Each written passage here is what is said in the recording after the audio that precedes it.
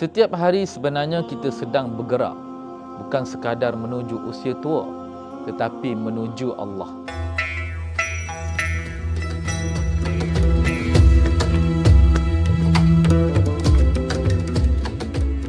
Hari ini kita lihat cermin, kita rasa yakin. Kita tahu dari mana kita datang.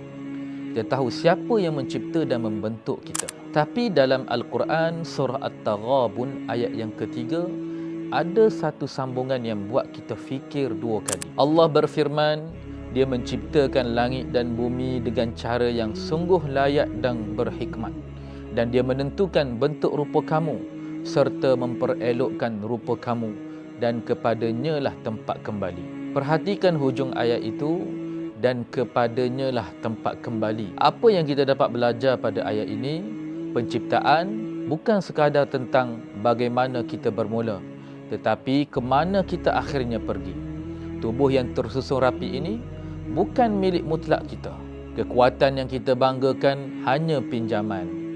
Kecerdasan yang kita gunakan adalah amanah. Setiap hari sebenarnya kita sedang bergerak, bukan sekadar menuju usia tua, tetapi menuju Allah. Suatu hari nanti, mata yang melihat akan terpadam, jantung yang berdegup akan diam, tubuh yang kuat akan kembali lemah. Namun perjalanan tidak berhenti. Ia tetap sampai di hadapan Allah. Dan di sana akan ditanya, bagaimana tubuh ini digunakan? Kemana hidup ini diarahkan? Untuk siapa tenaga ini dikerahkan?